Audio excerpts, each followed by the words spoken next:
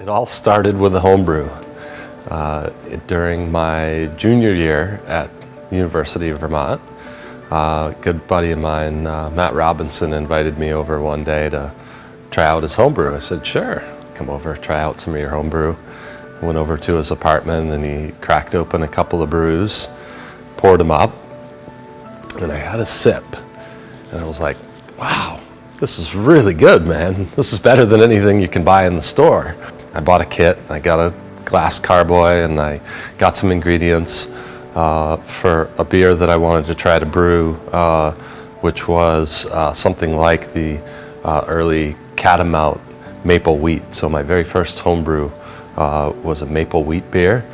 And a couple of weeks later, Matt and I were cooking up my first batch of homebrew in a little apartment down at the end of Lafayette Place up in Burlington, Vermont. And that's where my love and passion for brewing all began. Well, very early on in our marriage, home brewing was always a huge part of Sean's life, and there's a great group of local guys here in the Valley that got together at least once a week to homebrew together, and then once every summer there was this huge homebrew party, and you know, that continued, and really those homebrew guys said, Sean, this beer is something that you really should make a go of it and you should sell it. And Sean was like, really? You think so? And absolutely. But I never saw back then home brewing or brewing as a career. Saw it more as something fun. I enjoy beer, but I didn't really feel like that was my calling in life. But as time went on and my career matured and my homebrewing continued to improve, friends and family kept saying, wow, this stuff is really good. Can I buy some? And I'm like, I just make 2 cases at a time. Here's a couple of bottles to enjoy. And so Sean came to me and said, what do you think? And Sean said, let's start small, 1 barrel. And I fully supported him, his family, his parents fully supported him. And a real labor of love. Friends and I built the small building. It took us about 1.5 years, so really the idea was hatched, and I started to pursue the idea in 2006. And that summer is when we put up the shell of the building in a weekend in kind of a barn raising style event, which was a lot of fun. But once everyone left, then of course it took me nearly 1.5 years to finish up the rest of the building, to get the doors and the windows and the walls done, and start to pull together enough money to buy a small set of brewing equipment. I started out with a 1-barrel system, which is just 31 gallons of beer at a time. I like to joke that it was really just a glorified home brewing, really a licensed home brewing operation. So I got licensed to brew and sell beer out of this small outbuilding right next to my house in Warren, Vermont.